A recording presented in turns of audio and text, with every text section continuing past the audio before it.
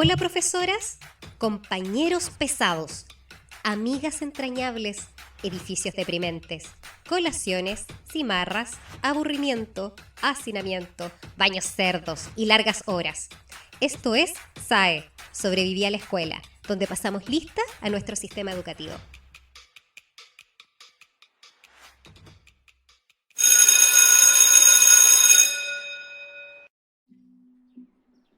Hola nuevamente a SAE, Sobreviví a la Escuela. Yo soy Oscar Waldo y estoy aquí para aprender. Y para enseñarme está don Sebastián Tejos, que va a presentar a nuestro invitado, don Rafael Sotomayor.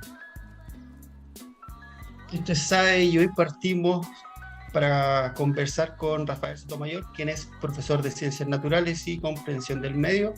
Tiene un máster en Innovación Social, magíster en gestión Pedagógica y Proyectos Educativos Innovadores. Además, él es gerente de Responsabilidad y Desarrollo Sostenible en una organización que se dedica a la conservación privada de la Patagonia chilena y es director de la Fundación Biosfera Mía, donde él es director y fundador de la misma.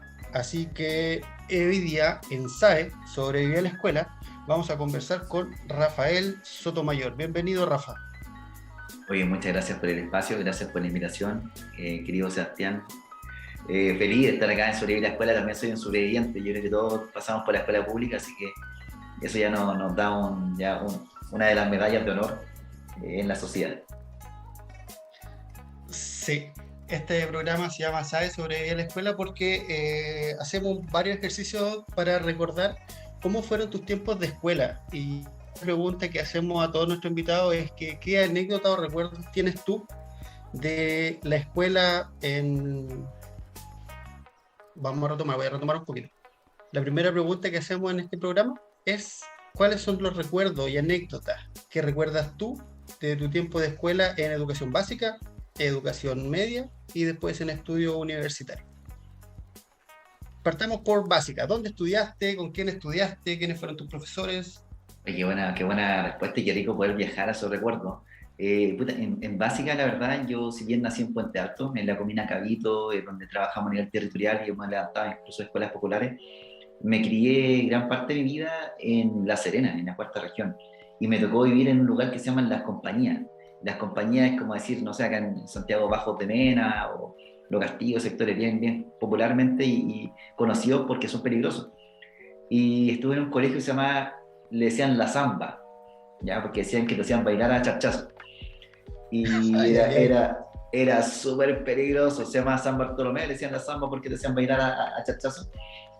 Y claro, yo cuando llegué primera vez a esa escuela, me acuerdo, iba en segundo básico, las paredes eran súper altas, ¿cachai? Arriba tenían alambre de púa, y uno decía, oye, esta cuestión es como una prisión.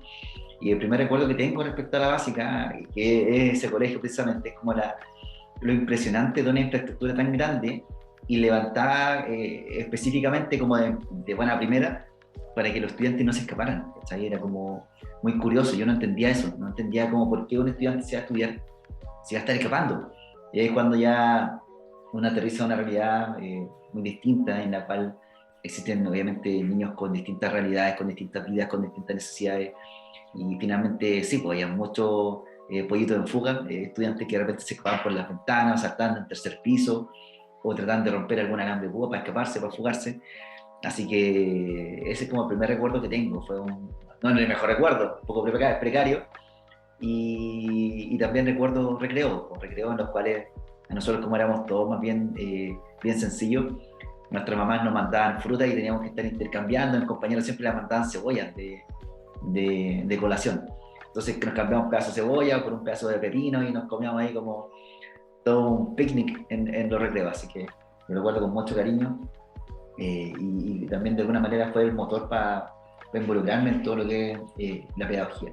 Y en media, la verdad que lo recuerdo de otra manera, yo fui el papá muy joven, estando en la media, estaba en cuarto medio, así que lo recuerdo como un espacio en el cual me reí mucho, creo que lo que más hice es reírme en cuarto medio, me pasé muy bien, me hice las amistades más grandes que tengo hasta el día de hoy, y al mismo tiempo donde nació mi hijo, porque mi hijo fue al mismo colegio en el cual yo estuve, Así que me acuerdo de los inspectores ahí molestándome porque me iban a polear en cualquier lado. Fue una etapa bien polola, así que esa fue como un poco más entretenida que la primera. Pero no, en general, recuerdo mi escolaridad como a nivel conceptual muy pobre, de escuelas que entregaban muy poquito contenido, pero muy alto en contenido valórico, en experiencias, que yo creo que las experiencias son las que te curten y te están moldeando. Así que fue un momento bien interesante de poder vivir. Yo creo que hay muchas personas que nos están escuchando que probablemente han estudiado, van a estar en escuelas públicas, y si que hay algún sobreviviente de la San Bartolomé, bueno, cuanto mejor ahí para que podamos ver cuánto sobrevivimos a la Zamba, con buen colegio. Oye, qué interesante la anécdota del nombre de la escuela o el apodo de la escuela que hace una referencia, valga la redundancia, a la vieja escuela, en la Sí, pues. que la letra entraba con sangre. Esa era la premisa de los profes. Claro, bueno, acá la verdad ningún profesor te pegaba, los que te pegaban eran los estudiantes. Ah, ya, ya. Entonces, afortunadamente no, eran profesores que, claro, eran más estrictos de lo normal, porque también el contexto era súper precario. Imagínate que teníamos nosotros una comisaría pegada al colegio. Entonces, era bien, bien complicado, pero no, eran los compañeros los que te agarran a charchazo. Entonces, había altos niveles de repitencia. Entonces, tú tenías compañeros que tenían bigote y tú estabas así recién todo coberto. Era bien entretenido. Oye, ¿tienes recuerdo de algún profesor en especial? Cuando nosotros preguntamos por profesores, siempre vamos a dos recuerdos, o los profes buenos y los profes malos. ¿Tiene algún recuerdo en especial con profesores? Sí, mira, yo creo que tengo un recuerdo muy bueno con el profesor que le decían el loco Barraza, era de educación física. Todos lo apodaban loco, loco, loco, y era ya de edad el caballero. Pero él tenía la particularidad de que cuando hacía educación física con todo, él se metía y hacía educación física, no era el profesor que decía corran, Ajá. paren, no, él estaba ahí, ¿cachai?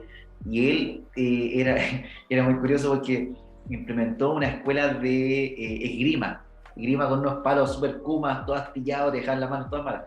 Pero entonces tú, en vez de ser el profesor que te agarraba la pelota y todos juegan a la pelota, no, acá todos tenían que saber esgrima. Y me acuerdo mucho de él porque yo también, como era un contexto distinto, bueno, yo tengo una vida, y la verdad que para qué llegar a detalles, pero yo viví en la calle, yo estuve viviendo en situación de calle cuando niño, entonces la verdad que guardaba muchos miedos, como todos de repente teníamos miedo a distintas cosas. Y él un día me acuerdo que estábamos en una clase y yo estaba dando la cacha como siempre, pegando con los palos, así como con miedo, y él se acerca por atrás, me toma el hombro y me dice, Rafael, ¿te cuento algo? Y digo, ¿qué? Me dijo, teníamos unos fantasmas en tu espalda. Pero no te di vuelta, no te di vuelta. Hay unos fantasmas en tu espalda. Y sabes qué, estos fantasmas se te meten en la mochila. Yo revisé tu mochila y están llenos de fantasmas. ¿Sabes qué es lo mejor para que podáis hacer bien la clase? Es dejar de pensar esos fantasmas. Yo que miro para atrás y me dio un charchazo así como suave en la cabeza y me dijo, los fantasmas son tu pasado, vos cabrón de mierda, me dijo. Bueno, disculpando la palabra. Me dijo, despréndete de tus miedos, despréndete de esos fantasmas, déjalo, fantasmas, déjate pensar en qué va a pasar, déjate pensar en lo que pasó, sácate esos fantasmas de la cabeza porque tú podías hacerlo todo, me dijo. Y fue un momento como de no retorno, fue como, oye, ya, sí, tuve un pasado complejo, puede ser que sea el futuro que no sea el más favorable, pero ¿qué pasa si me atrevo? Y de ahí en adelante creo que muchas cosas en mi vida empezaron a andar mucho mejor, por ese pequeño momento con el loco Barraza, así que lo recuerdo con mucho cariño. Wow, wow, qué tremendo. Yo hago Sí. clases en un diplomado en la UDECONCE a otros profesores y siempre les menciono que nosotros los profesores somos agentes que podemos cambiar las vidas. Las podemos cambiar para bien o las podemos cambiar para mal. Todo va en cómo nos enfoquemos nosotros como profesores y qué tanta vocación o qué tan buen desempeño podamos hacer. Pero los profesores son agentes que cambian la vida y sin duda el loco Barraza fue alguien súper importante en la orientación que tú tomaste en tu vida. O Sí, sea, pues así que como después de hay lo que te gente, comentó, no creo que haya sido el mismo Rafael del de antes. no, totalmente no. Y tú, como tú bien dices, yo creo que hay profesores que con una frase, con una palabra, te pueden cambiar la vida. O sea, hay muchos profesores que lamentablemente se enfocan en lo malo de los estudiantes y los categorizan como humanos según sus calificaciones. Yo creo que es un gran error. Y hay profesores que de repente tienen estigma ya de antemano. Y hay como en contraposición a ese recuerdo, en ese mismo colegio, recuerdo a una profesora de matemática que olvidé el nombre, quizás por razones obvias. Mi hermano mayor estudió en ese colegio. Y él era un estudiante de 7 en matemáticas, en todo, un hueón seco, inteligentísimo. Y primer día de clase, ella estaba pasando lista y dice, Rafael Sotomayor, a ver, párese, y me hizo parar. Y me dice, ¿usted es hermano de Robin Sotomayor? Digo, sí. ¿Usted sabe que él tuvo 7 todos los años de escolaridad? Yo, sí, lo sé. Me dijo, mire, él era pero el mejor en matemáticas, pero un genio en matemáticas.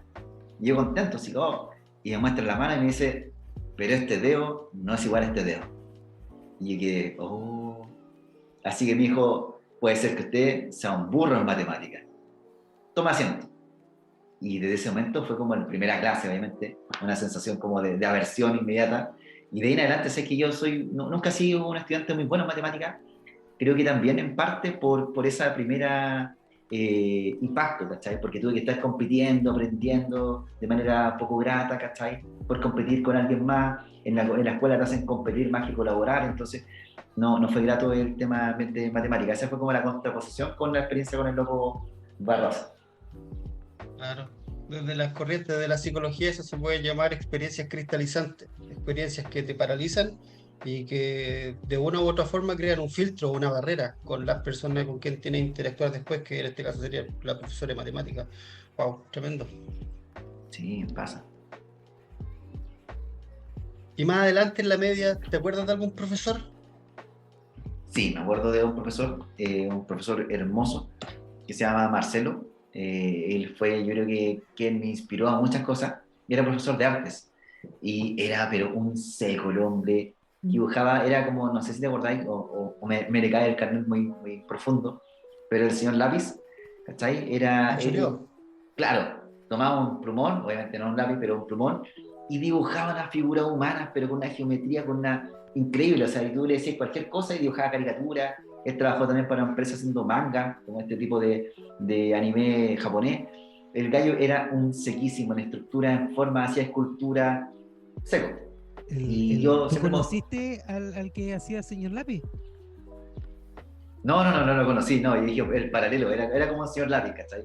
Ya. Era como, No, que era yo como un señor conocí a lápiz. ese viejito que hacía señor Lápiz, un dibujante que es bacán, por el Rezo Soto.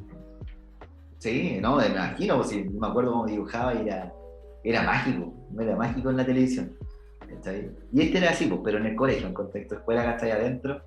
Y me acuerdo que él, aparte de ser un buen profesor, porque era excelente, explicando con mucha paciencia, con mucha vocación, él tenía un sentido de arte bien particular, porque tú cachai que cuando estás en arte de repente te califican por cómo dibujas, digamos, por la composición, si es bonito, entre comillas, o feo, o está bien pintado o mal pintado. Y este profesor tenía la particularidad que te calificaba con un 7 al tiro. Tú entrabas a su sala y tenías un 7, ¿cachai? Por entrar. Y la calificación te iba bajando si tú no sabías colaborar. Si tú, no, por ejemplo, no prestabas un lápiz a un compañero, te baja la calificación. Si entorpecías el trabajo a un compañero también. Entonces, era súper extraña para mí haber entrado en una aula donde el profesor decía, comenzamos, todos tienen promedio 7, y las reglas para ir bajando, en caso de ustedes las incumplan, son no trabajar en equipo, no sé, molestar al compañero, reírse de un compañero al momento de presentar algún trabajo o composición artística, echarle a perder era todo finalmente en base a la convivencia y al burlarse de otro compañero, ¿cachai? Entonces era un espacio tan rico para poder dibujar lo que tú querías dibujar y te sentías artista igual, ¿cachai? Porque dibujé cualquier cosa, pintáis, puta, quizás ahí medio punga, así, ahí va. Pero él siempre te decía, oye, ese trabajo es un trabajo que merece un 7, te decía. Entonces, oye, wow, qué bacán, o sea, soy un artista. Y de ahí, te digo, 3 de mis compañeros de esa misma camada son profesores de arte, ¿cachai? Yo me dediqué al dibujo de manera así muy más amateur, ¿no? Porque la verdad que las ciencias me gustaron más, pero también me dediqué a dibujar aves, a dibujar, no sé, especies vegetales, por influencia de él. Pues. Y un punto también que recuerdo, aparte de cómo era con todos, recuerdo porque yo, como les comentaba, yo fui papá en el colegio, y la primera persona que lo supo fue ese profesor, antes de mi papá, antes de todo, porque yo estaba, me acuerdo, estaba dibujando justo en arte, y él me vio, y era un profesor que se fijaba mucho en sus estudiantes, y me miró, y se acercó y me dijo, a usted algo le pasa. Y dije, no, profe, no, obviamente estaba todo complicado pues, internamente. No, yo estoy seguro que a usted algo le pasa. Mire, acompáñeme vamos para afuera y conversemos, me dijo. Yo ya me paré con ganas de conversar también, o sea, quería botarlo todo, pero haciéndome el loco también, no quería que se entregaran a mis compañeros. Y el estigma, ¿cachai? De ser más joven, se me dice, hijo, porque a todos le decía, hijo, quiero que me diga qué es lo que le pasa. Yo soy su profesor, usted sabe que estoy para ayudarle, para aconsejarlo, soy más viejo que usted, si tiene algún problema, todo tiene solución. Dígame, ¿qué es lo que le pasa? Yo no le voy a decir ni a su papá ni nada, cuénteme si le puedo ayudar, porque me carga ver a un estudiante mío angustiado. Y yo le digo, lo que pasa es que tengo un problema, pero es inevitable, es súper grande, no sé qué hacer con él. Y me quedo mirando y me dijo, ¿va a ser papá? Y yo quedé, pero como súper impresionado, como, ¿qué? Así como, ¿qué onda? Y yo le digo, no, así como el primero le dije que no. Me dijo, no, pero Rafaelito, si va a ser papá, está bien, o sea, no tiene nada malo en ser padre. Y me puse a llorar, o sea, como puta, bacán, ¿cachai? Me abrazó y me dijo, ¿y cómo estás con eso? ¿Estás triste? ¿Eso te pone contento? Me dije, soy muy joven, dije yo, para ser papá. Y me dijo, siempre uno es joven, eso me quedó, siempre uno es joven para ser papá, me dijo. Yo tengo, no me acuerdo, 30 y tantos años, y aún así creo que soy joven para ser papá. Pero eso no tiene nada que ver con ser padre. Lo único que importa al momento de ser padre es el amor. Si tú puedes ser capaz de amar a tu hijo, realmente no va a importar la edad que tú tengas. Yo quedé con eso, así como muy, oye, puta, sí, es cierto. Y ahí como que me sirvió como para enfrentar ese proceso de manera más holgada, más tranquilo. Me dijo, mira, quiero que hablar con tu papá, tú, si te da muchos problemas, te sientes muy acongojado con contárselo, yo te acompaño. Hablemos los dos con él, hablemos con él y cero drama, o sea, un partner total. Y lo mismo hizo porque era compañera de curso, de otro curso en realidad, no del mismo, yo era de la ella era del C, mi expareja, y también hizo con ella eso, le habló obviamente, y como todos le teníamos tanta confianza a él, permitió que de alguna manera pudiéramos hablar con nuestros padres sin esta masiva preocupación, que después sigo siendo preocupación, pero no tan pesada, ¿cachai? Entonces me acuerdo mucho del hecho de decir como, sí, todos somos jóvenes para ser papás, ¿cachai? Pero eso no importa, lo que importa es el amor. Entonces ahí lo recuerdo como con mucho cariño y bueno, mi hijo, como les comentaba, estudió en ese colegio y él sigue exhibiendo hasta aquel momento. Mi hijo salió este año de cuarto medio, seguía exhibiendo dibujos que yo le hice como ejemplos de algunas cosas. Entonces le guardo mucho cariño, hasta lo invité a mi boda, un profesor que a toda raja. Entonces yo ahí dije, cualquier cosa que haga, no sabía si iba a ser profe en aquel momento, voy a hacerlo tan humano como lo hace el profesor Marcelo. Y resulta una buena fórmula. Qué increíble, tuviste harta suerte, sí, ¿eh? Yo diría. Sí, Porque... pero bueno, es que son dos profesores de muchos. Yo estuve en 2 escuelas durante mi infancia, rodando en distintos lugares. Entonces son dos profesores que marcaron positivamente la vida, pero de manera muy grande, ¿cachai? No, increíble tu historia. O sea que mi papá tuvo algo parecido. De hecho, quien fue mi abuelo, fue alguien que él conoció en la educación superior, un maestro de él. Y claro, no sé, la sociedad quizás antes tenía una forma distinta donde se podían estrechar estos lazos, porque hoy en día también no sé qué tanto se pueden hacer. El trato de los profesores es distinto, la vida que llevan tiene que ser distinta. O sea, yo me acuerdo que ese profe tenía una vida relativamente tranquila, trabajando él solamente. Entonces hoy en día las cosas no son así, también los tiempos están bastante más acotados como para tener relaciones fuera de lo profesional, porque hay menos tiempo libre también. No sé, Sí, puede ser. llama la atención.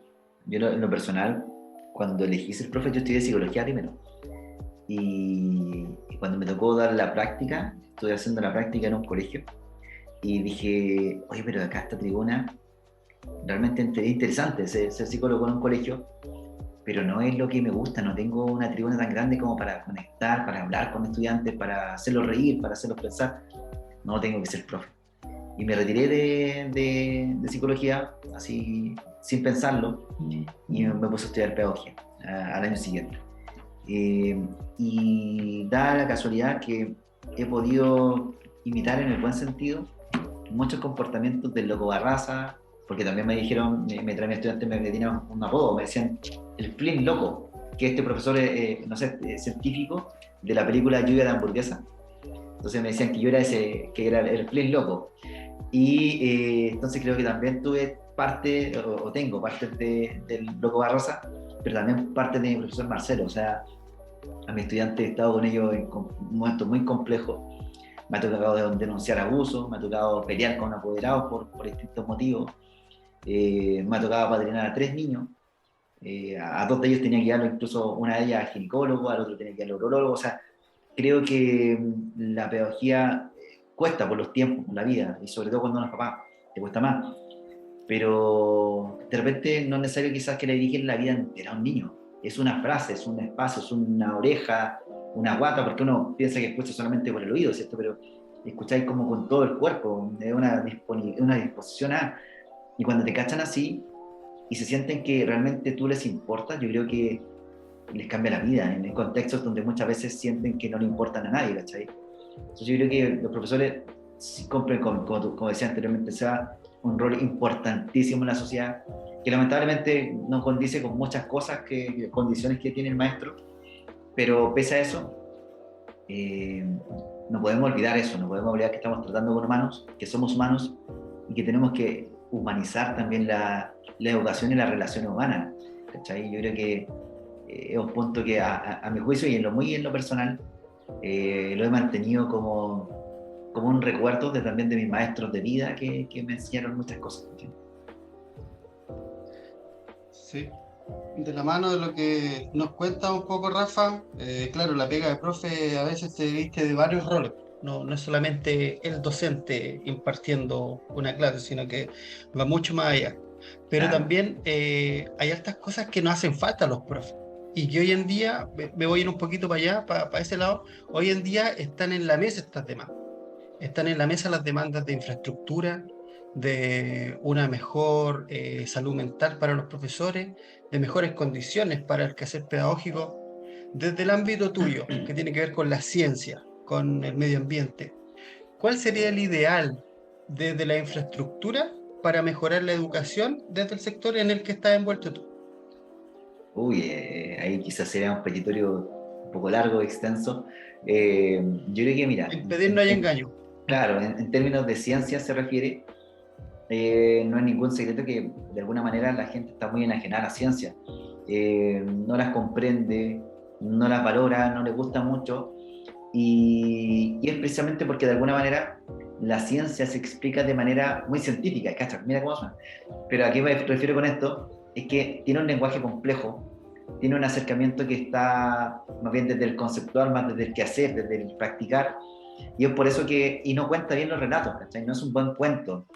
¿Y qué pasa? Por eso en la pseudociencia se abre tanto camino, porque tienen buenos cuentos, ¿cachai? Si yo te cuento que la Tierra es plana y que aquí te meto en una conversación y una historia tan bacán que tú te la vayas a creer. Y la ciencia perdió eso. Se sintió tan cómoda en los respaldos científicos que esa comodidad le llevó a no llegar a los públicos de manera correcta, a no generar historias que se fueran llamativas, a no generar buenos relatos, a no generar buena experiencia, y eso finalmente es una gran torpeza de la ciencia en general, ya sean específicas, ya sean educacionales, en todo el aspecto. Porque hay gente haciendo ciencia y levantando papers súper interesantes, o sea, cómo se relaciona un hongo con la micorriza, con mil cuestiones muy interesantes, que la bacteria en Rapa Nui, que se llama rapadimicina, sirve para replicarla y eso te ayuda al Alzheimer y un montón de... Hay N información que se levanta diariamente, pero ¿llega la gente? ¿Está en los espacios de educación formal? No, y eso es porque la ciencia está escrita de manera muy técnica. Entonces creo que, a mi juicio, la ciencia tiene que cambiar el paradigma de cómo educa, pero, bueno, buscando quizás como el contexto, contextualizando lo que tú preguntaste, si fuese como desde lo más tangible que es la infraestructura, creo que primero estaría en la necesidad de mejorar los espacios para hacer ciencia. ¿Y a qué me refiero con eso? Es que tú te das cuenta que en los colegios públicos muchas veces tienen laboratorio, porque tienen cierto implementado, de repente por ley se reciben financiamiento, que esta ley de subvención, a quienes no lo conocen, ¿cierto? Una ley especial de subvención que entrega aportes monetarios a los colegios para que puedan implementar y comprar infraestructura y distintas cosas.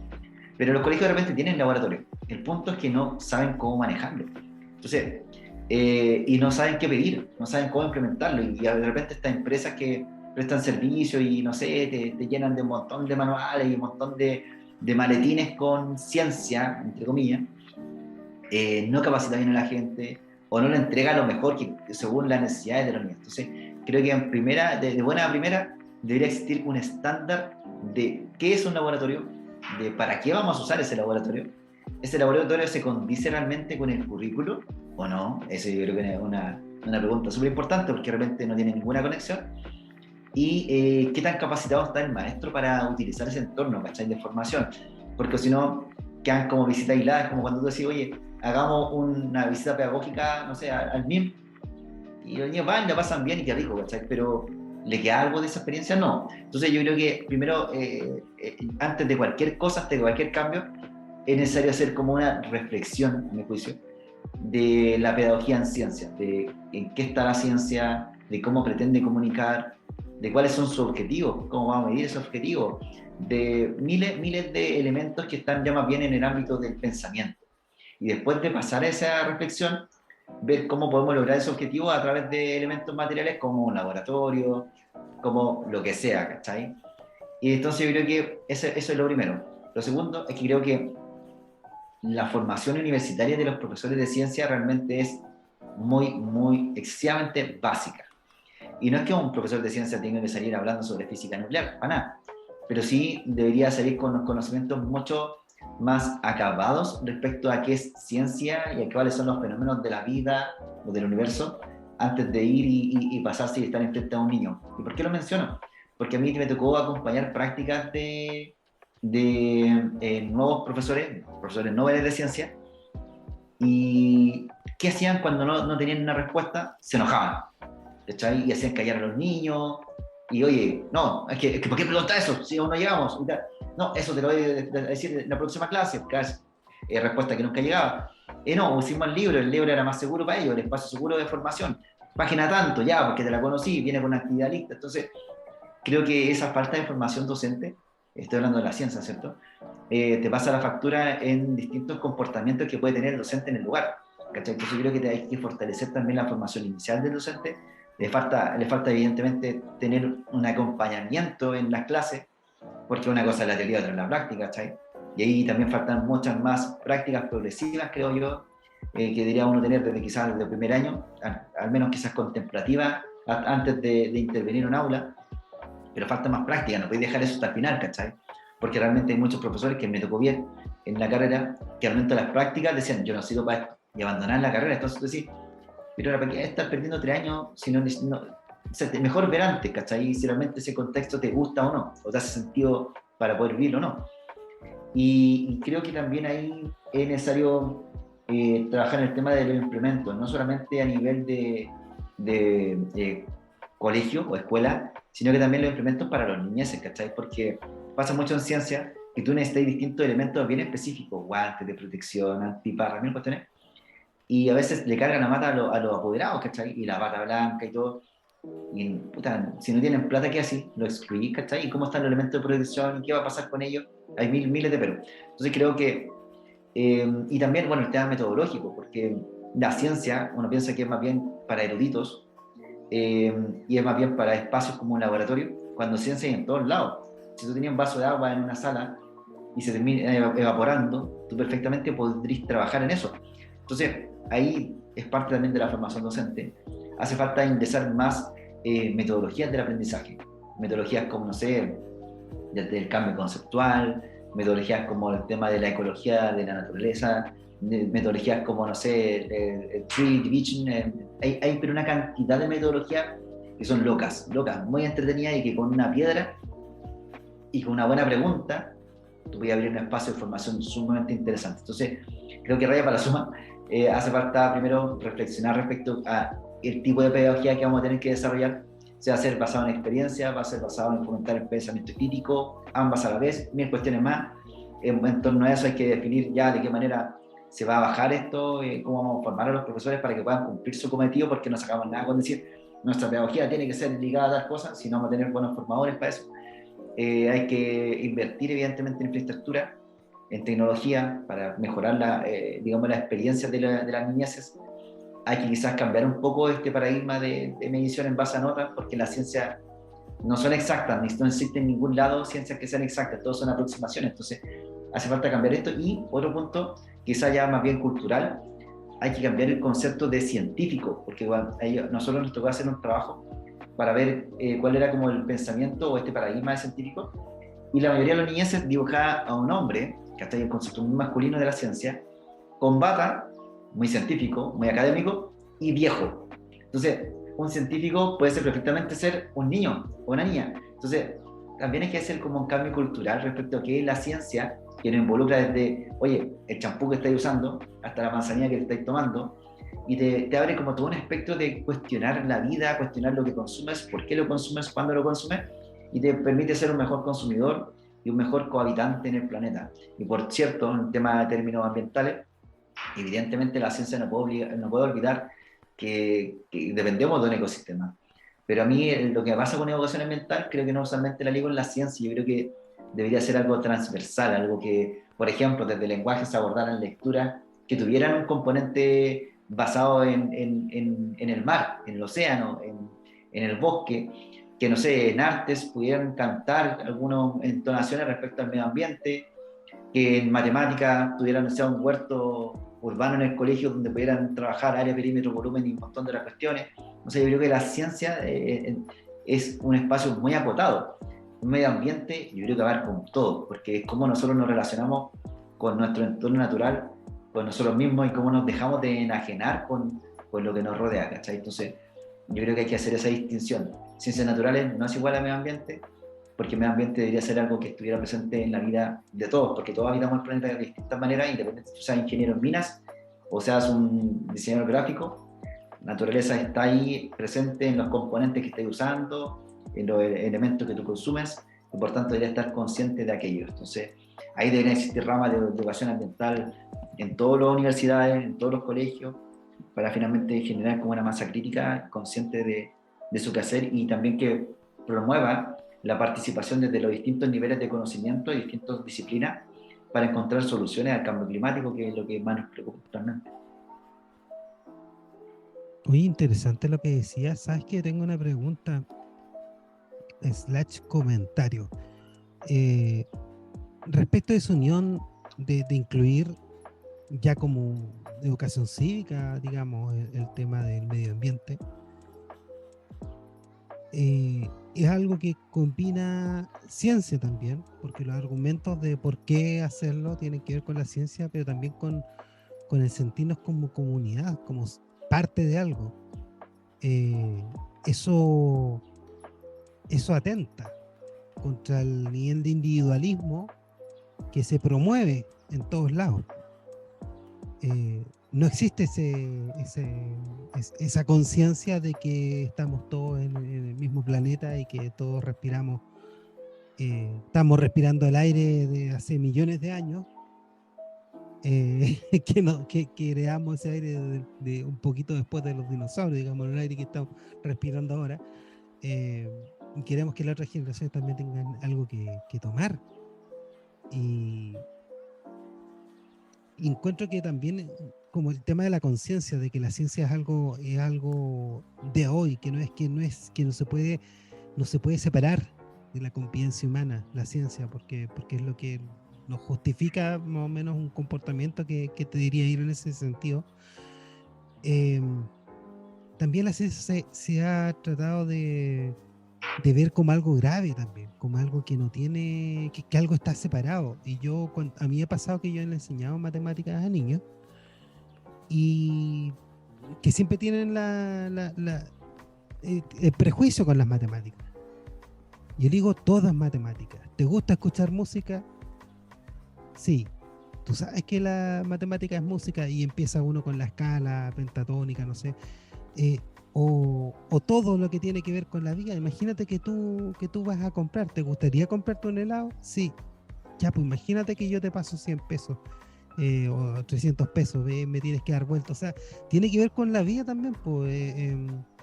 No se integra lo útil que es la ciencia, en este caso las matemáticas, pero todo es para la vida, pero tiene que ver cómo uno se calefacciona, con el clima también, tiene que ver con tantas cosas, ¿cachai? Como por qué le sale me acuerdo que un niño supersticioso me había dicho que no podía tomar el agua porque le decía burbuja y eso quiere decir que había malas vibras. Imagínate. Entonces, tiene que ver con todo. Yo creo que igual atenta un poco esa mirada con lo que se nos está enseñando. ¿Para qué estamos siendo criados al final? Quizás Sí, esa es la po. pregunta que viene al final. ¿Para qué estamos siendo criados? ¿Qué es lo que las herramientas que nos dan, para qué sirven? Y al final es no para criar personas, sino que para crear seres funcionales a un modelo productivo, pero sin expectativas para movilidad incluso dentro de ese mismo sistema productivo. Claro, yo creo que en una sociedad también donde, bueno, las ciencias dependen de las preguntas, ¿cachai? No se puede generar ciencia si que no hay un cuestionamiento, si no hay un por qué. La ciencia nació finalmente porque, oye, ¿por qué hay un día y noche? ¿Por qué está ocurriendo esto? Entonces, la ciencia depende de miles de porqués. Y esos por qué ya más, ¿por qué? Y estamos en una sociedad donde se penaliza el por qué, ¿cachai? Donde realmente existían dichos en la educación como, no sé, que mejor callar, que era mejor quedarse calladito, te más bonito, que es una sociedad sumamente grave donde dicen, oye, la risa abunda en la boca de los tontos, no puedes reírte.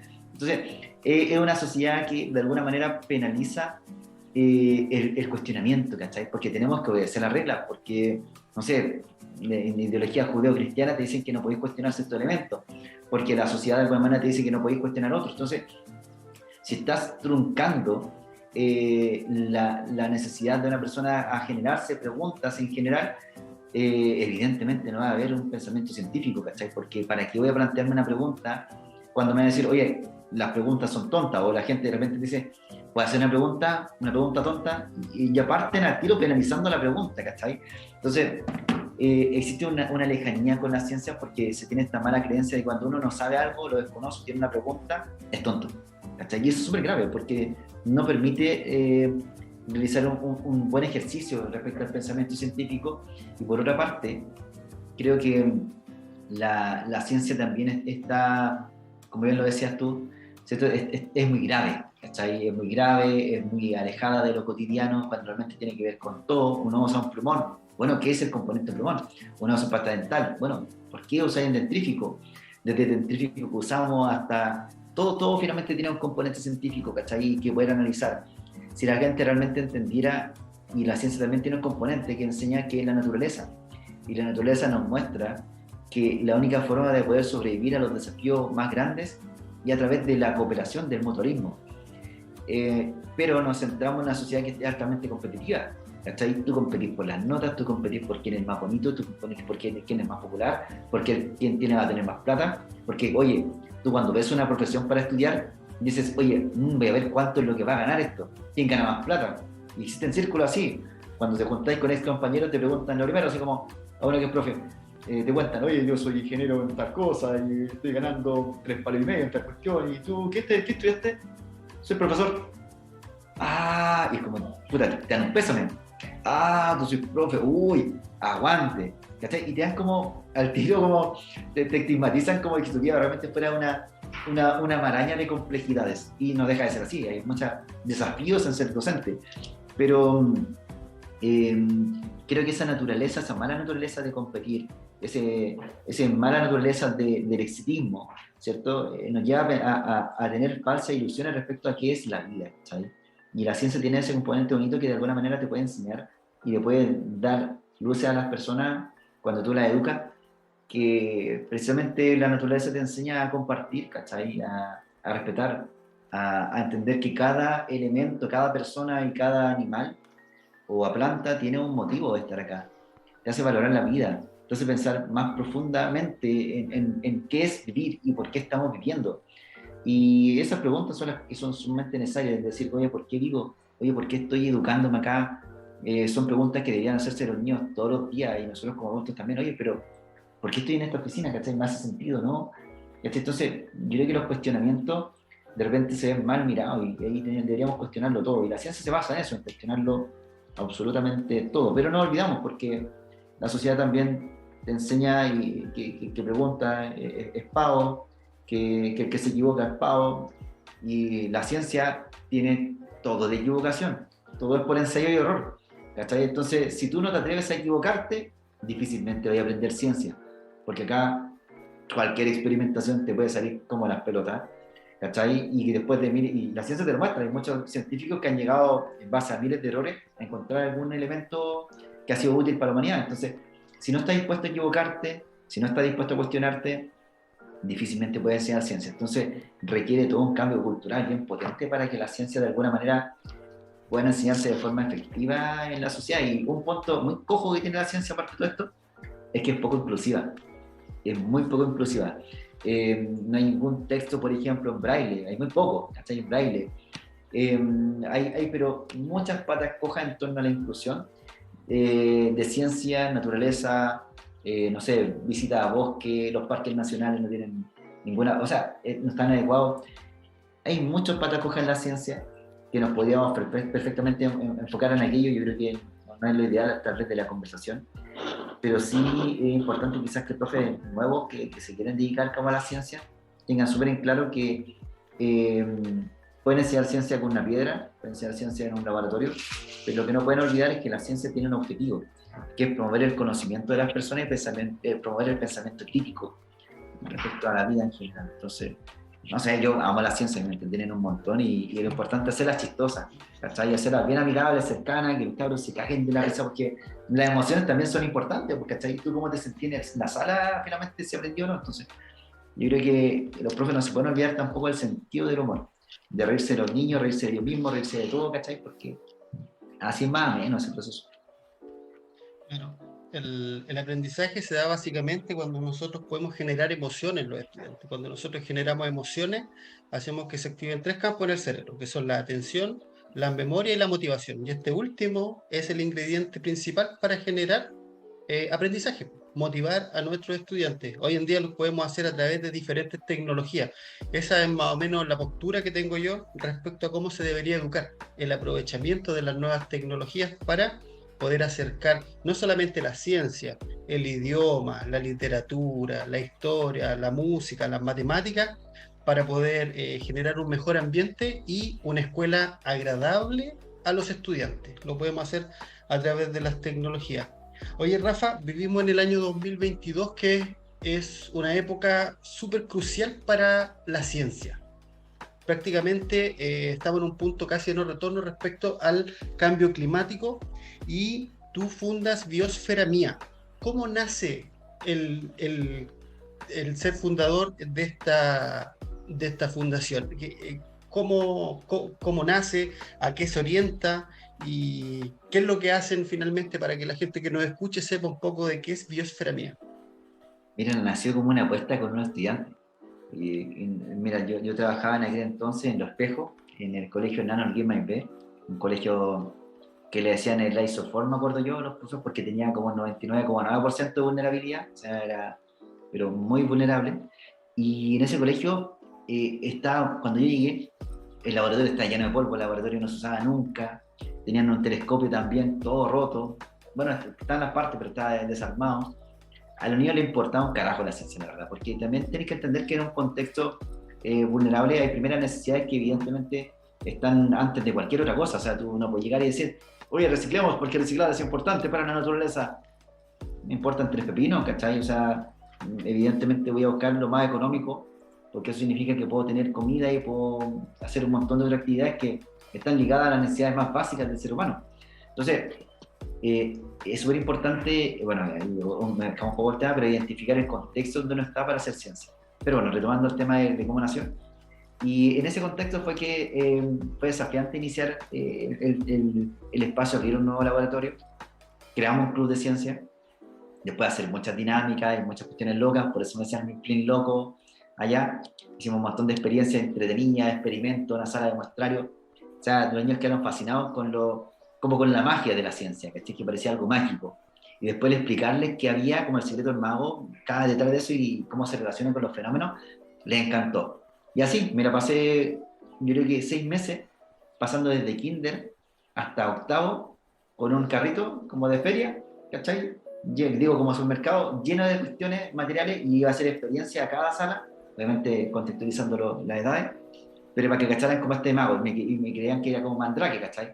Yo le explicaba, esto viene acá, y le explicaba todos los fenómenos de los por qué, porque no saben nada con hacer una experiencia y tienes que hacer una preparación previa, que piensan que va a pasar, y cuento corto, es que los niños les empezó a fascinar la ciencia. Y después de ese tipo de intervención, puse cartel y dije, hacemos el primer llamado, va a ser parte de este club científico, y con un signo de interrogación grande, ¿cachai? Que era secreto lo que iba a pasar ahí. Ya tenía como, la curiosidad, ¿qué va a pasar en ese club de ciencia? Y abríamos como unas audiciones con un profesor también que era un colega de ciencia. Entonces teníamos como la luz semi apagada en el CRA, ¿cachai? Obviamente con la tía del CRA que estaba ahí, que era la Rosita, y empezamos a hacer audiciones. Y llegaban los niños como un poco asustados, ¿qué está pasando? Y claro, como saben que uno era loco, esperando todo. Y nosotros lo alumbramos con una linterna, como, ¿quién anda ahí? ¿Cachai? Y empezamos a tener una experiencia bien loca. Y les contamos, mira, acá vamos a hacer un taller de ciencia, lo que queremos descubrir son los misterios de la vida y la muerte. Y le damos toda una cháchara así introductoria bien chora. Y los niños como, ¡oh, de verdad! Sí, ya. Partimos el taller por un tema de capacidad con 6 niños, niñas, y lo terminamos ese mes, porque cuando lo fundamos el mismo mes, con 47 estudiantes, no cabían en la sala de laboratorio, teníamos que hacerlo para aire libre. Y hoy turnándonos, teníamos bloques por el club de ciencia. Y en esa tónica fue que un día estábamos conversando sobre naturaleza y yo le estaba hablando a los chicos sobre la comodidad, me acuerdo yo. Que los humanos estamos como estamos por la comodidad, porque estamos muy cómodos en nuestros asientos, estamos muy cómodos con los delivery, estamos muy cómodos con N elementos y todo lo que hemos construido quizás no es sinónimo de nuestra grandeza ni nuestro avance tecnológico, sino que es más bien de nuestra pereza. Y eso estamos hablando. Y estamos hablando sobre cómo contribuir a la naturaleza, de cómo poder movilizar a la gente a hacer cosas. Y también estamos hablando sobre uno de los estudiantes de mi hijo, Gabriel, que era el presidente del Club de Ciencia, porque después se generó como toda una presidencia. Y me dice, profe, yo creo que es imposible cambiar las cosas en el panorama actual. Y uno que, valórico, ¿cachai? Y dije, no, pero yo dije, no, sí es posible. Lo importante es comenzar. Y después otros se van a inspirar y van a seguir y qué sé yo. No, profe, es imposible. Y en esa pugna de opiniones, yo le dije, mira, ¿sabes qué? Te voy a hacer una apuesta, Gabriel. Le dije. Y están todos interesados, los niños. Yo voy a fundar una organización, porque estaba hablando de Greenpeace y varias cuestiones más. Dije, que va a ser tan reconocida como Greenpeace. Y si yo puedo lograrlo, te das cuenta que cualquier cambio se puede hacer y solamente depende de la voluntad del hombre, ¿cachai? Y de la forma de trabajar de manera colaborativa. Me dice, pero profe, ¿qué va a estar usted fundando, weá, mi hijo, si usted no tiene ni auto? Y yo me la quedé a reír, pues, ¿cachai? Y dije, no tengo auto, no tengo eso, pero mira, eso no importa, ¿cachai? Porque aquí lo que importa es el objetivo, que es lo que estoy diciendo. Y va a pasar. Me dijo, mira, profe, si usted realmente logra hacer algo así y lo reconocen al menos en su comuna, yo voy a ser profesor de ciencia. Y tate, ahora está estudiando para ser profesor de ciencia. Y fundé, eso nació, digamos, fue esa apuesta, por decirlo entre comillas. Obviamente partimos desde lo más cercano, recuperamos micro basural atrás del colegio con los chiquillos, plantamos arbolitos. Yo le explicaba el tema de cómo funciona el suelo, de cómo está un suelo inerte, de cómo recuperarlo a través de, no sé, elementos muy cotidianos como una cerveza de panacea y cómo se van formando bacterias, esas bacterias asocian otras cosas, y que las raíces no sirven de nada si no tienen hongo. Y mis cuestiones que nacieron desde ese espacio. Y después cuando le convertí esto a mi pareja, entonces yo le dije, me dijo, oye, pero esto es extrapolarlo quizás, no solamente dejarlo como una experiencia de un cercano a un colegio, sino que sea una organización. Me dije, pero si eso estoy diciendo, hacer una fundación. Me dijo, ya, hazlo. Dije, ya. Y empecé a buscar amigos, nadie quería hacer una fundación sin fines de lucro, nadie. Y le hablé, mira, hagamos este proyecto, podemos hacer esta cuestión, y mil ideas, nadie, era como pedirle un riñón a la gente, así como, oye, no, yo no quiero, no, es que no pasa. Una amiga, que no creo que me escuche, pero una amiga incluso inventó que me dijo que sí, al principio. Y cuando teníamos que constituirlo, me dijo que estaba embarazada. Y era mentira, no estaba embarazada. Sí, aún la agarro para el deseo. Entonces, como te digo, fue como pedirle un riñón a la gente, así como, hagamos una fundación, no. Cuento corto, le saqué la firma a la mamá de pequeño, no me quedó otra persona, ¿cachai? Como porque necesitaba 2 personas, ¿cachai? Para una fundación son 3 mínimo. Le saqué la firma a ella y le saqué la firma a mi viejo. Le dije, oye viejo, puta, me voy a hacer una fundación. Me dijo, ¿y una fundación? ¿Y quiénes están? Puta, yo principalmente, y no sé, va a salir gente. Y me dijo, bueno, ya, pues también firma aquí un notado. Él es contador, así que me ayudaba con la contabilidad, que era 0, 0, 0, 0 al principio. Y partí, me acuerdo yo, me compré un árbol que me costó como 3 lucas y me compré una pala, me acuerdo yo. Y ahí a un microbasural que queda en el Cerro de la Ballena y justo unos cabros hicieron un llamado para limpiarlo. Y llegué para allá, caché, caminé, caché los cabros que estaban ahí, estaban, la verdad que entre fumando hierba y limpiando, pero cosas de ahí. Igual uno hacía cosas así cuando joven. Y yo me puse a limpiar y todo, y me preguntaban los niños, oye, ¿qué estás haciendo? No, estoy haciendo esto. ¿Y por qué? Y les contaba, no, porque aquí, mira, debajo de este suelo hay vida, mira, pone tu oreja ahí. No, no escucho nada, me está ganando para el huevo, no, sí. Y ahí les contaba sobre el hongo y me dan la bola. Y planté el arbolito. Y nada, porque como esa experiencia, algunos niños me dijeron, oye, ¿usted por qué lo hace? Porque puedo, dije yo. Y de ahí fui todos los domingos al mismo cerro, todos los domingos con árbol nuevo y con mi palita. Y me empezaron a ver los vecinos, pues, oye, ¿quién es ese weón que está ahí plantando arbolitos y está? Y se acercaron para el niño y llegaron los primeros 3 voluntarios, que eran cabros jóvenes. Yo le dije, esta es una fundación, estamos creando algo nuevo, mi idea es crear una comunidad, yo dije, una comunidad que se llama, bueno, la fundación se llama Biosfera Mía, una comunidad bioferina, dije yo, y nos vamos a dedicar a esto. Y dijo, dijeron, ya, bacán, me tinca, qué sé yo. Partimos 3 voluntarios más yo, eran 4, después fueron 6, después 10, después 20, y actualmente son 110 voluntarios. Y recuperamos ese microbasural, plantamos 1000 árboles ahí, después recuperamos otro microbasural más, 100 árboles allá, empecé a hacer convenios con CONAF, con Parque Med, le conté que las reforestaciones nuestras tenían un componente educacional también, le gustó. Después empezamos a hacer avistamientos de aves, guiados por los cerros, por el bosque xerófilo. Después desarrollamos un proyecto ya quizá un poco más pro, porque me compré unas cámaras 360 y grabadoras que graban como el paisaje sonoro. Grabamos el paisaje sonoro más el paisaje 360, lo combinamos y a través de la realidad virtual lo llevamos a los hogares de ancianos donde hay personas postradas para acercar la naturaleza a ellos. También fue algo súper entretenido. Contratamos unos psicólogos para poder hacer un proyecto que se llamó Zona Verde de Bienestar, que era recuperar el microbasurales y reforestarlo, al mismo tiempo que generamos dinámica con personas que tenían algún tipo de psicopatología. Entonces ahí reclutamos a 60 personas que tuvieran depresión, agorafobia y cuestiones más, y salió un proyecto pero muy hermoso. De ahí nos enfocamos con la escuela de cigarros, porque en los voluntariados nos damos cuenta que lo que más había era la escuela de cigarros. Así que con una amiga que es ingeniera química, creamos una fórmula para poder reciclar y separar la colilla de cigarro en el acetato de celulosa y la celulosa, el plástico de la celulosa. Y esa celulosa la usamos para hacer papel, escribir en braille y hacer material con aves nativos. Eso nos significó una invitación para ir a Ecuador. Después me llamaron para presentar y trabajar en la década del océano en Costa Rica. Después me llamaron de Venecia para ir para allá también a hablar de lo mismo. Después tuve que viajar a Toronto. Y nada, empezó a ser como una bola de nieve que redundó en que en la pandemia todo se fuera un poco al carajo, porque bueno, la gente andaba con mucho miedo, y actualmente en la fundación somos 3 personas más un cuerpo voluntario de unas 30 personas, ¿cachai? Así que ha pasado por momentos alto y bajo. Ahora estamos con unos proyectitos ahí viendo el tema de financiamiento con Patagonia y con un FPA y con varias cosas más. Y vamos a plantar el próximo mes 1200 árboles con la técnica Miyawaki, que es una técnica de reforestación intensiva en el que en el periodo de unos meses tenés un bosque adulto en Casas Viejas, en Puente Alto, porque Puente Alto tiene muy poco acceso a la naturaleza, tiene mucha gente mayor, me refiero en edad, en el sector de Casas Viejas, y era necesario tener como un pulmón ahí, como un corredor biológico. Así que nos conseguimos ahí con los amigos de Simbiótica, que nos ayudaron a eso, y estamos ahí trabajando a hacer un bosque en medio de Puente Alto, y a tener 1200 árboles nativos gigantes, frondosos, en poquito tiempo. Así que estamos como en hartas cositas y nada, pues de ahí tomó vuelo esto.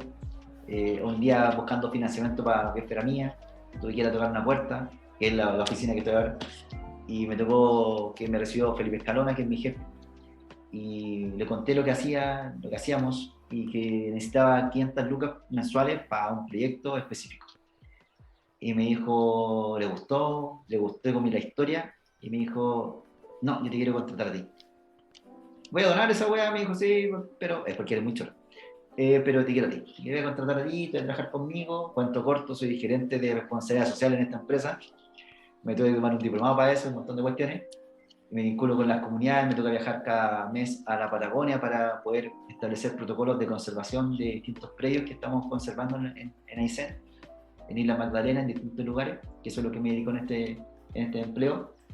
Y me toca administrar también, porque él es un multimillonario, me toca administrar Fundación Red Prisma, que es como su empresa, su fundación donde levanta actividades de filantropía hacia las comunidades. Ahí apoyamos ollas comunes, apoyamos comunidades que hacen ecoturismo. Y nada, pues, como Ando que... buscando apoyo filantrópico con proyectos. El proyecto Mira, que presenté en Finlandia. claro, no, bueno, acá la verdad que la particularidad es que como Felipe también nació en Puente Alto, todos los proyectos que desarrollamos son en Puente Alto, en vías de mejorar nuestra Bueno. comuna. ¿Cachai? Que es una de las Oye, más pobres. Ahí Así tiene bueno, Sebastián, pues como la que- Muni, en Puente Alto igual hay hartas escuelas, pues, ¿viste? sí, Hay que presentarse. Pues.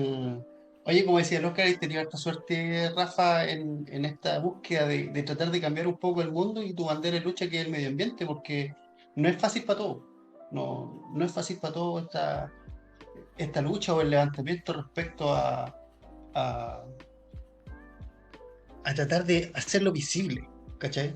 Porque en Chile, lastimosamente, igual hemos tenido mala experiencia con ambientalistas desaparecidos, ambientalistas asesinados, ambientalistas que no han corrido con la suerte, pero sí teniendo el mismo sueño, de parar las Pero forestales. sí, o sea, yo también tengo 18 amenazas de muerte. O sea, no es que esté excepto de eso. Yo estuve también luchando por contra Alto Maipo, contra Hidroicén, con mil cuestiones. También me enfrasqué en una lucha grande con las tabacaleras cuando establecimos esta cuestión del reciclaje de bolillas, porque nosotros se nos ocurrió la brillante idea de recoger alrededor de todo Chile. Hicimos una jornada que se llamaba Culiatón, que era como una teletón. Entonces yo tenía embajadores en Arica y llamaba, era un día específico, ¿cómo está Arica? ¿Cuántas culias tienen? 2 millones, ¡ah, bacán! ¿Cómo está Iseri? Y fue súper choro, pues lo hicimos con la fundación. Y cuento corto, hice una alianza con Turbús y nos mandaron todas las colillas para acá a Santiago, las juntamos todas y se las fue a dejar directamente en las puertas de las tabacaleras. Y eso dejó, Wow. claro, y puta, eran cerros gigantes, ¿cachai? En el Ministerio de Medio Ambiente también se las tiré para allá y me agarré con un montón de gente del ministerio y nos fuimos a encadenar. Ni de cuento, o sea, pasaron un montón de cosas. Y en ese de venir y para acá y para allá y todo, empezaron a comenzar las amenazas de muerte. La primera fue que me rompieron el auto, que me pude comprar un auto, no como mis estudiantes decían. Me compré un autito chiquitito, sí, uno pequeño, un Spark, y me rompieron la chapa y me dejaron una amenaza de muerte. Me decía como que me iban a matar, que dejaran de argollando, qué sé yo. La segunda fue que me tiraron una mochila dentro del antejardín de mi casa con un reloj TikTok. Yo pensé que era una bomba. Entonces también eso, después llamadas de muerte, mensajes de texto de muerte, mil cuestiones. Una vez me persiguieron, me acuerdo yo, cuando estábamos nosotros en Alfalfal, y nos tuvimos que esconder, dejar el auto botado, nos escondimos entre medio del bosque, y cuando pudimos irnos, porque no teníamos señal, a ver el auto tenía clavos clavados en las ruedas, en las llantas, para que no pudiéramos partir. Entonces, no, yo tampoco he estado exento de esa persecución que ocurre con los activistas, y es porque no habíamos hablado del tema, pero sí ha pasado. Afortunadamente estoy vivo y pretendo seguir preguntándolo. Tremendos. Oye, y las tabacaleras tienen pésimo récord internacional. De hecho, ahora hay una, relacionado con la ciencia, hay una nueva división que se llama que a mí me interesa mucho, que es la agnotología, que justamente empezó esa cosa porque entre otras la industria tabacalera, la industria de la energía, sobre todo el petróleo, y la industria de plásticos, se ha dedicado de un tiempo a esta parte a pagar estudios ad hoc para poder refutar estudios científicos a tal nivel que imagínate que la industria de los plásticos hizo un estudio de que los plásticos no hacían daño, pero usaron una especie específica, o sea, imagínate la plata que invirtieron, una especie específica de roedor que no reaccionaba a los químicos de la forma que cualquier otro roedor. Y ese estudio se presenta como que no hay problemas en consumir con ciertos envases las comidas. A ese nivel de sofisticación. Y la industria tabacalera fueron las primeras que empezaron con esos estudios de mentira, pues, contratando médicos y las amenazas, o sea, olvídate, muérete de susto. O sea, es increíble lo que hiciste, porque de verdad ellos hacen correr sangre. Sí, son bien matones, sí, a nosotros nos consta eso, sí. No, bueno, nunca tuvimos una declaración de que fueron ellos, ¿cachai? Entonces no podría decir que tenía pinta para todos lados, pero no podíamos saber si eran ellos realmente o no, ¿cachai? Algún grupo de interés probablemente le incomodó lo que estábamos haciendo y nos lo hizo saber de la mejor forma para ellos y la peor para nosotros, ¿cachai? Pero afortunadamente seguimos vivos y coleando y no te olvides dentro de eso mismo que estás mencionando que para el COVID, cuando comenzó el COVID, las tabacaleras hicieron un estudio, de hecho lo pueden buscar fácilmente, que decía que el fumar disminuía el riesgo de contagiarte de COVID. ¿Cachai? Y levantaron ese estudio y toda la gente decía, oye, entonces me salvé porque soy fumador. ¿Cachai? Entonces, bueno, la cuestión no puede ser peor, así, puta, un virus que te afecta a nivel bronquial, bueno, y fumar, como que no es la mejor combinación, pero ellos decían que el tabaquismo era útil para no tener COVID. Era la cuestión. Claro, antes se recetaba cigarros para los que tenían problemas del habla o de respirar. ¿Verdad, po? Sí. Bien. Oye, Rafa, para ir cerrando, siempre hacemos 2 preguntas al finalizar. La primera es, ¿cómo te hubiese gustado la escuela? ¿Cómo te hubiese gustado la escuela donde tú estudiaste o todas las escuelas donde tú estudiaste? ¿Qué le hubieses puesto tú a esa escuela? Mira, yo creo que bueno, yo encontré la escuela ideal, la verdad. Hay una escuela que se llama Raimapu, que queda en la Florida, que creo que tiene todos los componentes que me hubiese gustado haber tenido en la escuela. Tienen obviamente una formación que fomenta el pensamiento crítico. Son niños que pueden preguntar, niños que pueden sentir, y sentir no es menor porque tenemos una educación emocional como las pelotas, por eso realmente tenemos tanta gente que tiene distintos padeceres mentales o gente que realmente tiene, bueno, ¿para qué? Ya, todos tienen algo, todos tenemos algo. Y trabajan mucho la educación emocional desde primero básico.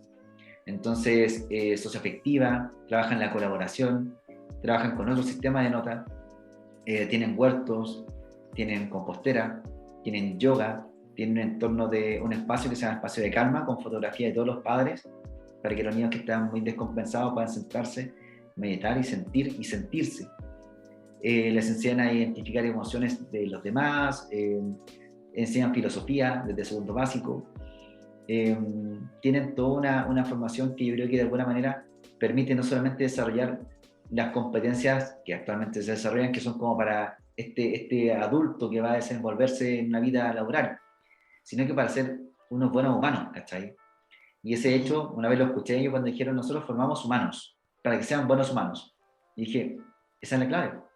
Entonces, yo creo que un colegio para mí ideal hubiese sido un espacio donde nos reconociéramos como pares, no estuviéramos compitiendo, porque competir es una estupidez, un acto irracional a mi juicio, y que realmente valorara a los demás por su autenticidad y por su capacidad de realizar, vincularse. Yo creo que eso es muy importante. Yo creo que para muchos puede sonar un poco hippie, pero suena hippie netamente porque les incomoda con su forma de ver la vida, ¿cachai? Entonces, no sé, yo creo que es un espacio así, un espacio cómodo para poder crecer, para poder habitar, para poder cuestionarme, hubiese sido lo ideal. Con más profesores locos como el Barraza y con más profesores amorosos como el Marcelo, para poder cambiar quizá la forma en que los niños ven la vida y van a convertirse en adultos mucho más reflexivos, mucho más humanos. Así que yo creo que por ahí va la línea. Y la segunda y última es, ¿cómo te imaginas la educación del futuro? La verdad que lamentablemente no veo mucha diferencia a la actual. Estoy entendiendo la educación del futuro como la educación quizás pública, ¿cachai? Yo creo que va a mantener como ciertas diferencias y probablemente vamos a avanzar en algo, pero los cambios los veo más bien epidérmicos, yo no veo cambios que sean más bien profundos, ¿cachai? Entonces creo que para cambios profundos en la educación se necesitaría un cambio político profundo y creo que eso no va a ocurrir como en el mediano plazo. Así que más bien mi panorama es un poco realista, pero realista en el sentido de negativo, ¿ya? Porque creo que va a mantener mucho de lo actual. Probablemente van a meterle un par de matices y enseñamos más a reciclar, enseñamos más a compostar, porque está quedando la embarrada y tenemos un calentamiento climático y cuestiones, pero aún así nos van a enseñar a cuestionarse a la gente. Entonces vamos a tener consumidores que igual van a ser como así, que consumen sin parar, gente que es cómoda igual, gente que compra cosas para llenar un vacío que puede ser quizás qué cosa, y gente que finalmente porque no les conviene cortar el consumismo, ¿cachai? Así que yo creo que van a ser cambios epidérmicos, va a ser gente que más recicla más, por aguante que con eso soluciona la vida, gente que tiene más huertitos, porque los colegios se sienten innovadores con los huertos, pero realmente creo que va a seguir siendo la misma educación clasista, separatista y competitiva que la actual. Por tanto, veo que tiene mucho potencial en el desarrollo de espacios distintos de formación privada, por ejemplo, como alternativa a lo que existe actualmente. Y espero que existan muchos filántropos que puedan financiar nuevos espacios de estudio, nuevas formas de hacer educación en el país entero. Pero la verdad que ahí en ese punto tengo que ser bien conservador y realista. Yo creo que no va a haber tantos cambios como los que pensé. Hasta que realmente estemos en una crisis grande así, pero ya tengáis que salir a la calle, te estés quemando y digáis, bueno, sí, realmente tenemos que hacer un cambio medular, porque ya nos quedó claro, y perdona a la gente que quizás esté escuchando, a ustedes mismos, nos quedó claro con el tema del plebiscito, ¿cierto?, de salida, que realmente los cambios no van a ser rápidos, van a ser lentos y a una velocidad en que no nos va a servir de mucho. Los cambios tienen que ser ahora, ya en torno a educación y al medio ambiente, si no, no van a ser nada. Así que eso es mi análisis respecto al tema de lo que pueda ocurrir. Oye, Rafa, ha sido súper grato esta hora de grabación en SAE, Sobrevivir en la Escuela, con tu tremenda experiencia en educación, en ciencia, y darnos a conocer un poquito el trabajo desde lo humano que has realizado en el tema medioambiental, que sin duda ha sido un granito de arena en el apoyo a tratar de resolver algunos conflictos, resolver algunos problemas y motivar a otros a tener un mejor planeta, que es lo que nos queda a todos. Sí, me gustaría dejar un mensajito, si es posible, Seba. Una vez, cuando yo me titulé, profe, me tocó llegar al primer colegio que me recibió, y recuerdo yo, una profesora que era como, no sé, tenía un cargo alto, no me acuerdo muy bien cuál, porque la verdad que la bloqueé un poco de memoria, pero sí me acuerdo lo que me dijo. Yo quería hacer muchas cosas en el colegio, quería hacer otras cuestiones, y fue motivado, y me dijo, ¿pero qué piensa hacer usted si usted es un simple profesor? Me dijo. Y ese simple profesor no me marcó negativamente, sino que me sirvió de combustible. Yo creo que acá, quienes nos escuchan, que pueden ser quizás mayormente profesores o docentes o gente que está ligada a la docencia, nunca pueden sentirse siempre profesores, porque sencillamente no lo son. No existen los sencillamente profesores, existen profesores.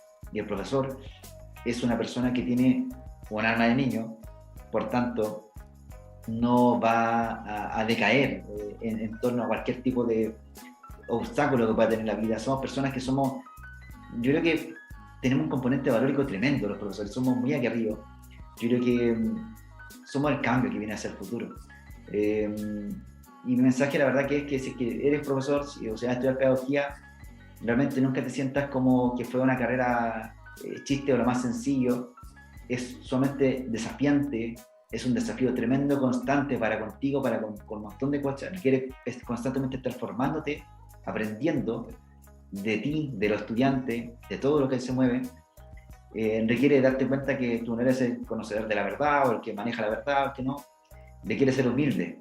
Entonces, yo creo que dentro de eso les pediría a quienes nos escuchan de que nunca les hagan sentir menos por ser profesor, sino que se sientan un orgullo tremendo en su pecho de ser parte de la construcción de nuevas niñeces, de nuevos adultos y de una sociedad más consciente, más colaborativa, más amigable y más sustentable hacia un futuro.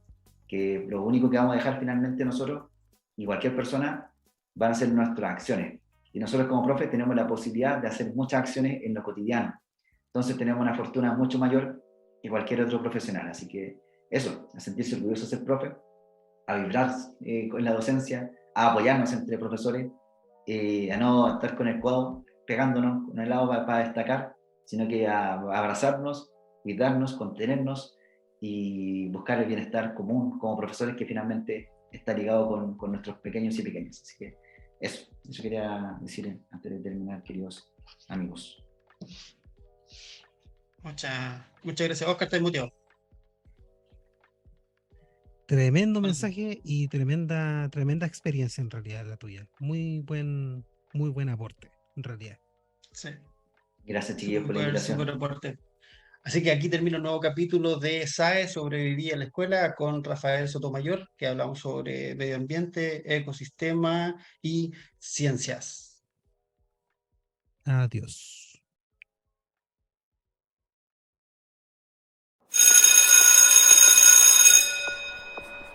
SAE es una producción de Sebastián Tejos y Oscar Waldo. Puedes enviar tus comentarios, sugerencias y audios al canal de Telegram SAE Podcast para ingresarlos al final de cada capítulo. Búscanos en TikTok o escríbenos a sobrevivialaescuela@gmail.com.